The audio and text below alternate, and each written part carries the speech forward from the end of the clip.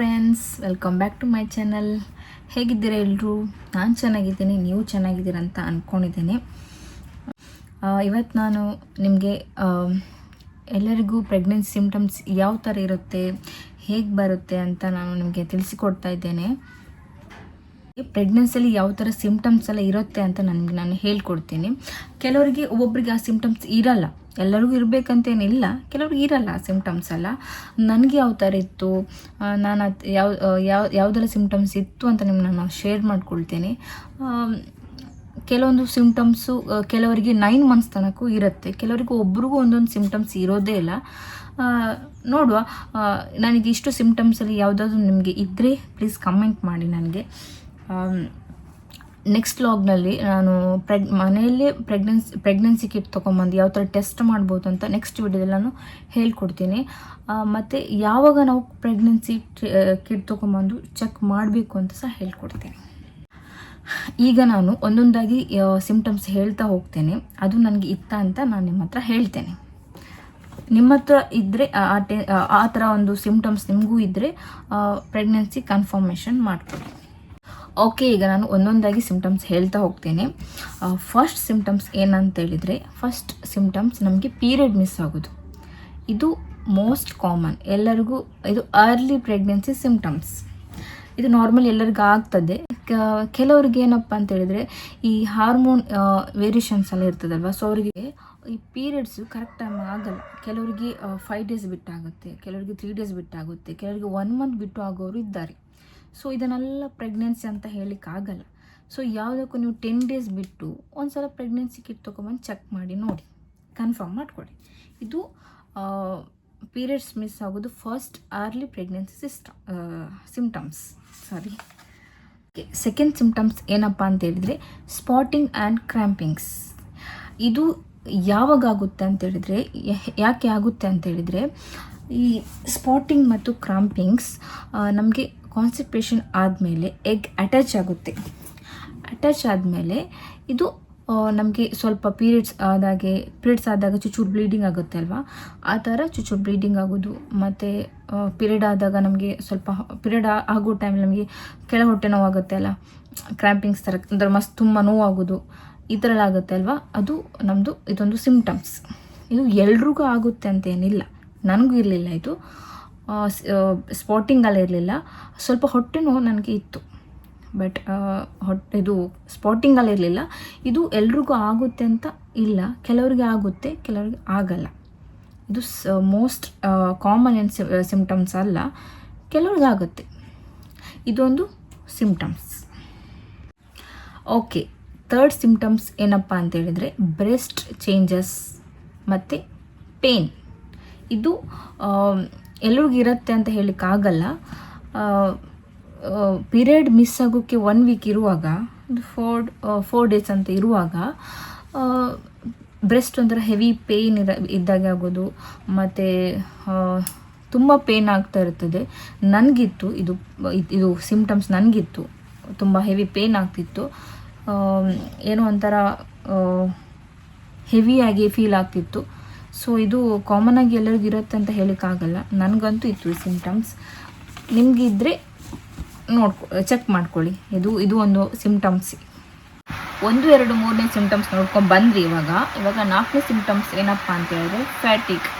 ಇದು ಒಂಥರ ತುಂಬ ಸುಸ್ತಾದಾಗೆ ಫೀಲ್ ಆಗೋದು, ಎನರ್ಜಿ ತುಂಬ ಲೋ ಆಗಿದೆ ಅಂತ ಅನಿಸೋದು, ಮತ್ತು ಬ್ಲಡ್ ಪ್ರೆಷರ್ ಕಡಿಮೆ ಆಗೋದು, ಶುಗರ್ ಲೆವೆಲ್ ಕಡಿಮೆ ಆಗೋದು, ಮತ್ತು ಹಾರ್ಮೋನ್ಸ್ ಎಲ್ಲ ಚೇಂಜ್ ಆಗ್ತಾ ಇರ್ತದಲ್ವ, ಸೊ ಇದು ಅದರಿಂದನೇ ಆಗ್ತಾ ಇರ್ತದೆ. ನಮಗೆ ತುಂಬ ಸುಸ್ತಾದರೆ, ಈ ನಮಗೆ ಎನರ್ಜಿನೇ ಇಲ್ಲ ಅಂತ ಹೇಳಿದಾಗ ನೀವು ಆದಷ್ಟು ರೆಸ್ಟ್ ಮಾಡಿ. ನಾನು ಅದೇ ಮಾಡ್ತಿದ್ದೆ.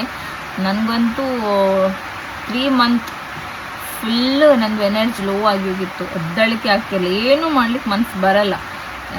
ಈ ಥರ ಅದೇ ಏನೂ ಮಾಡ್ಲಿಕ್ಕೆ ನನಗೆ ಮನಸ್ಸು ಬರ್ತಾ ಇರಲಿಲ್ಲ, ಯಾವುದ್ರಲ್ಲೂ ಇಂಟ್ರೆಸ್ಟೂ ಇರಲ್ಲ. ಸೊ ಈ ಥರ ಆದಾಗ ನೀವೇನು ಮಾಡಿ ಅಂದರೆ ಆದಷ್ಟು ರೆಸ್ಟ್ ಮಾಡಿ, ಆದಷ್ಟು ಬೆಡ್ ರೆಸ್ಟ್ ಮಾಡ್ಕೊಳ್ಳಿ.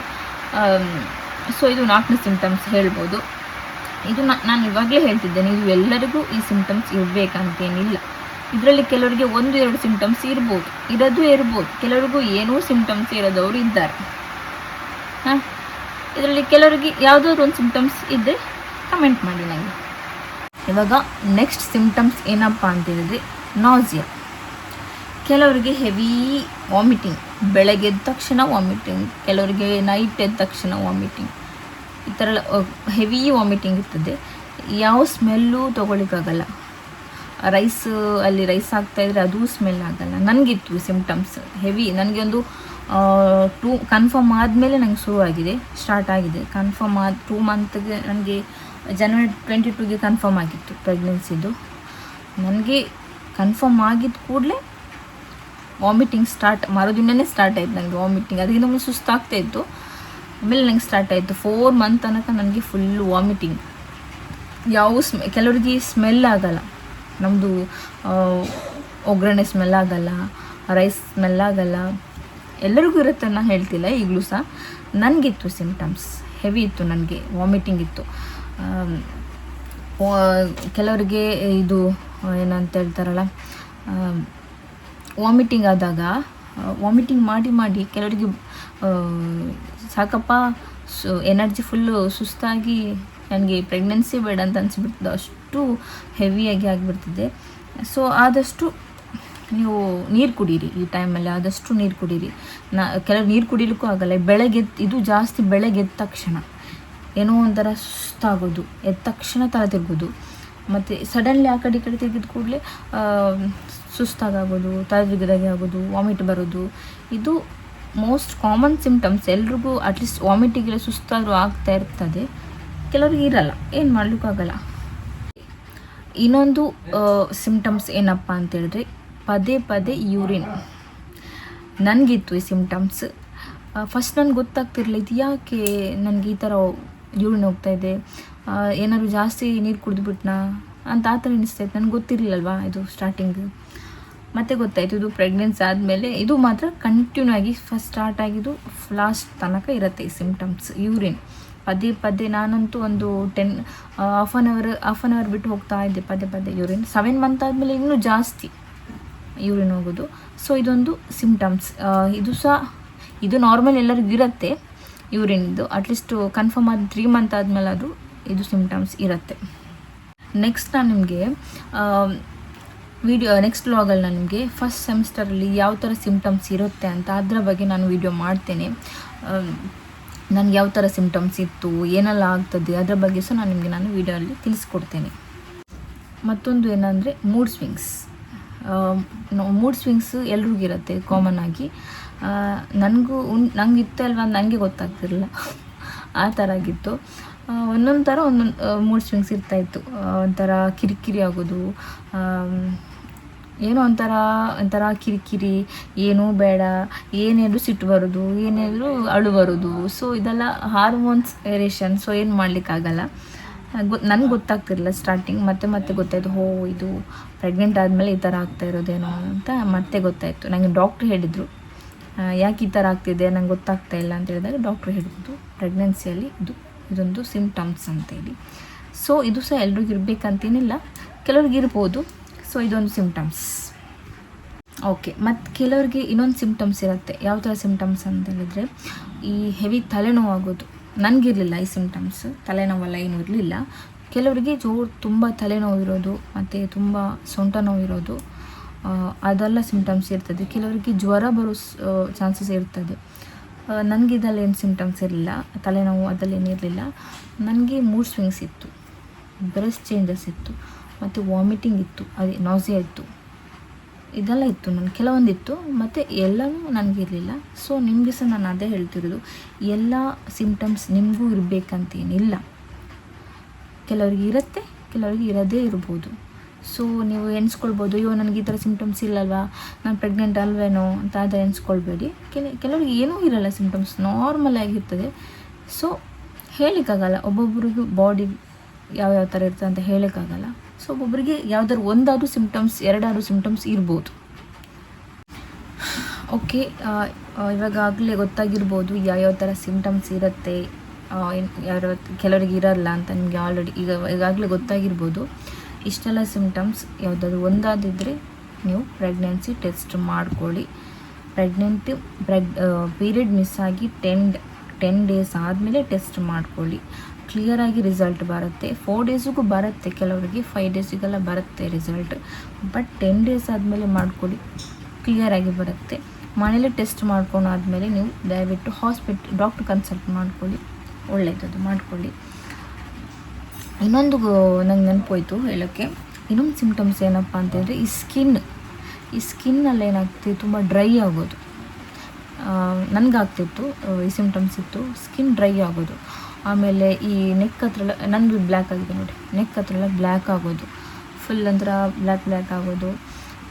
ಮೂಗು ಸ್ವಲ್ಪ ದಪ್ಪ ಆಗೋದು, ಮತ್ತು ಮುಖದಲ್ಲೆಲ್ಲ ಅಂದರೆ ಕಪ್ಪು ಕಲೆ ಆಗೋದು. ಸ್ಕಿನ್ ಪ್ರಾಬ್ಲಮ್ಸ್ ಎಲ್ಲ ಕೆಲವರಿಗೆ ಸ್ಟಾರ್ಟ್ ಆಗ್ತದೆ. ಈ ಸ್ಕಿನ್ನೆಲ್ಲ ಪೀಲ್ ಆಗಲಿಕ್ಕೆ ಸ್ಟಾರ್ಟ್ ಆಗುತ್ತೆ. ಫಸ್ಟ್ ನಂಗೆ ಗೊತ್ತಾಗ್ತಿರಲಿಲ್ಲ, ಇದು ಯಾಕೆ ಈ ಥರ ಆಗ್ತಿದೆ, ಸ್ಕಿನ್ನೆಲ್ಲ ಡ್ರೈ ಆಗ್ತಿದೆ, ಯಾಕೆ ಈ ಥರ ಆಗ್ತಿದೆ, ಮತ್ತು ಲಿಪ್ಸ್ ಎಲ್ಲ ಒಡೆದೋಗೋದು, ಫುಲ್ ಡ್ರೈ ಆಗೋದು, ಇದೆಲ್ಲ ಆಗ್ತಾಯಿತ್ತಾ, ಯಾಕೆ ಈ ಥರ ಆಗ್ತಿದೆ ಅಂತ ಅನ್ಸ್ಕೊಳ್ತಿದ್ದೆ. ಆಮೇಲೆ ಗೊತ್ತಾಯಿತು ಇದು ಪ್ರೆಗ್ನೆನ್ಸಿಯಲ್ಲಿ ಆಗ್ತದೆ ಅಂತ ಗೊತ್ತಾಯಿತು. ಫುಲ್ ಹಾಳಾಗೋಗಿತ್ತು ಸ್ಕಿನ್. ಇವಾಗ 5 ಮಂತ್ ಆದಮೇಲೆ ಸರಿ ಆಯಿತು. ಅದು ಸರಿ ಆಗುತ್ತೆ, ಇನ್ನೂ ಅಂದರೆ ಇನ್ನೂ ಸರಿ ಆಗುತ್ತೆ ಅದು. ಇವಾಗ ತೊಂದರೆ ಎಲ್ಲ ಸ್ವಲ್ಪ ಸರಿಯಾಗಿದೆ ನನಗೆ. ಮತ್ತು ಇನ್ನೊಂದು ನೆನಪೋಯ್ತು ನನಗೆ ಹೇಳೋಕ್ಕೆ. ಇನ್ನೊಂದು ಸಿಮ್ಟಮ್ಸ್ ಏನಪ್ಪ ಅಂತಂದರೆ ಹಲ್ಲು ನೋವಾಗೋದು. ನನಗೂ ಇದೆ, ಈಗಲೂ ಇದೆ ಹಲ್ಲು. ಈ ಹಲ್ಲು ಗಮ್ಸ್ ಎಲ್ಲ ಇದೆಯಲ್ವಾ, ಇದು ಹೆವಿ ಪೇನ್ ಆಗೋದು, ಬ್ಲಡ್ ಬರೋದು, ಬ್ಲೀಡಿಂಗ್ ಆಗೋದು. ನನಗೂ ಈಗಲೂ ಇದೆ. ನಂದು ಒಂದು 3 ಮಂತ್ ಸ್ಟಾರ್ಟ್ ಆಗಿದೆ, ಈಗಲೂ 6 ಮಂತಿಂದನೂ ನನಗಿದೆ ಪೇನ್, ಹಲ್ಲು ನೋವಾಗೋದು. ಇದು ಎಲ್ರಿಗೂ ಇರಲ್ಲ, ನಾನು ಕೇಳಿ ನೋಡಿದೆ ಡಾಕ್ಟರ್ ಹತ್ರ, ಎಲ್ರಿಗೂ ಇರಲ್ಲ. ಇದು 100 ಒಂದು 80% ಇರಲ್ಲ, ಇರ್ತದೆ. ಯಾರಿಗಾರು ಇದ್ದರೆ ನನಗೆ ಒಂದು ಕಮೆಂಟ್ ಮಾಡಿ, ಯಾರಿಗಾದ್ರೂ ಹಲ್ಲು ನೋವು ಇದ್ದರೆ ನಂಗೆ ಕಮೆಂಟ್ ಮಾಡಿ. ನನಗಿದೆ ಈ ಸಿಮ್ಟಮ್ಸ್. ಹಲ್ಲಲ್ಲೆಲ್ಲ ಬ್ಲೀಡಿಂಗ್ ಆಗೋದು, ಹಲ್ಲು ಉಜ್ಲಿಕ್ಕಾಗಲ್ಲ ಬೆಳಗ್ಗೆ. ಸೊ ಇದೊಂದು ಕಾಮನ್ ಸಿಮ್ಟಮ್ಸ್ ಏನಲ್ಲ, ಕೆಲವ್ರಿಗೆ ಇರುತ್ತೆ, ಇರಲ್ಲ. ಸೊ ಇಷ್ಟೆಲ್ಲ ಪ್ರೆಗ್ನೆನ್ಸಿ ಸಿಮ್ಟಮ್ಸ್ ಆಗಿರುತ್ತೆ. ಇಷ್ಟೆಲ್ಲ ಸಿಮ್ಟಮ್ಸ್ ಪ್ರೆಗ್ನೆನ್ಸಿಯಲ್ಲಿ ಇದ್ದರೆ ನೀವು ಖಂಡಿತವಾಗಿಯೂ ಪ್ರೆಗ್ನೆನ್ಸಿ ಟೆಸ್ಟ್ ಮಾಡ್ಕೊಳ್ಳಿ. ಪ್ರೆಗ್ನೆನ್ಸಿ ಟೆಸ್ಟ್ ಯಾವಾಗ ಮಾಡ್ಕೊಳ್ಬೇಕಂತೇಳಿದರೆ, ನಾನು ಆವಾಗಲೇ ಹೇಳಿದೆ, ಪ್ರೆಗ್ನೆನ್ಸಿ ಟೆಸ್ಟ್ ಪೀರಿಯಡ್ ಮಿಸ್ ಆಗಿ 10 ಡೇಸ್ ಆದಮೇಲೆ ಮಾಡಿಕೊಂಡ್ರೆ ನಿಮಗೆ ಕ್ಲಿಯರಾಗಿ ಅದರದ್ದು ಅಂದರೆ ಕ್ಲಿಯರಾಗಿ ರಿಸಲ್ಟ್ ಬರ್ತದೆ.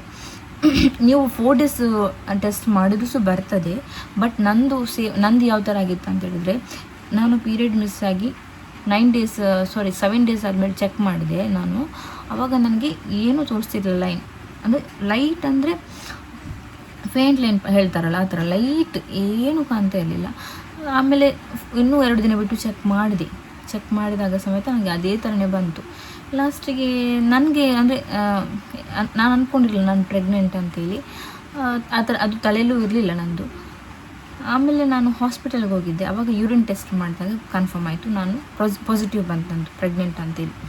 ಅದಕ್ಕೆ ಹೇಳೋದು, ಸೊ ಮನೇಲಿ ಟೆಸ್ಟ್ ಮಾಡೋಕ್ಕಿಂತ ನೀವು 10 ಡೇಸ್ ಬಿಟ್ಟು ಚೆಕ್ ಮಾಡಿ, ಅದರಲ್ಲಿ ಕ್ಲಿಯರಾಗಿ ರಿಸಲ್ಟ್ ಬರಲಿಲ್ಲ ಅಂದರೆ ನೀವು ಹಾಸ್ಪಿಟಲ್ಗೆ ಹೋಗಿ ಡಾಕ್ಟ್ರ್ ಕನ್ಸಲ್ಟ್ ಮಾಡಿ, ಅವರು ಯೂರಿನ್ ಟೆಸ್ಟ್ ಮಾಡ್ತಾರೆ, ಅದರಲ್ಲಿ ಹೇಳ್ತಾರೆ, ಅವರು ಪಾಸಿಟಿವ್ ಇದ್ದರೆ ಹೇಳ್ತಾರೆ. ಸೊ ಪ್ರೆಗ್ನೆನ್ಸಿ ಕನ್ಫರ್ಮ್ ಮಾಡ್ಕೊಳ್ಳಿ. ಸೊ ಇಷ್ಟೆಲ್ಲ ನಿಮಗೆ ಸಿಮ್ಟಮ್ಸ್ ಇದ್ದರೆ ಮಾತ್ರ ಮಾಡ್ಕೊಳ್ಳಿ. ಕೆಲವ್ರಿಗೆ ಇರಲ್ಲ, ಆದರೂ ಪೀರಿಯಡ್ ಮಿಸ್ ಆದಮೇಲೆ ಇದು ನೀವು ಮಾಡಿಕೊಂಡ್ರೆ ಒಳ್ಳೆಯದು. ಸೊ ಇವತ್ತಿನ ಲಾಗ್ ನಾನು ಮುಗಿಸ್ತಾ ಇದ್ದೇನೆ. ಇವತ್ತಿನ ಲಾಗ್ ನಿಮಗೆ ಇಷ್ಟ ಆಗಿದ್ದರೆ ಪ್ಲೀಸ್ ಸಬ್ಸ್ಕ್ರೈಬ್ ಮಾಡಿ, ಹಾಗೂ ಲೈಕ್ ಮಾಡಿ, ಶೇರ್ ಮಾಡಿ, ಹಾಗೂ ಕಮೆಂಟ್ ಮಾಡಿ. ಯಾರೆಲ್ಲ ನನ್ನ ಚಾನಲ್ ಇನ್ನೂ ಸಬ್ಸ್ಕ್ರೈಬ್ ಮಾಡ್ಕೊಳ್ಳಿಲ್ಲ ಅವರೆಲ್ಲ ಇನ್ನೂ ಮಾಡ್ಕೊಳ್ಳಿ. ಯಾರಾದರೂ ಹೊಸಬ್ರು ನನ್ನ ಚಾನಲ್ ನೋಡ್ತಾ ಇದ್ದರೆ ಪ್ಲೀಸ್ ಸಬ್ಸ್ಕ್ರೈಬ್ ಮಾಡ್ಕೊಳ್ಳಿ. ಬಾಯ್.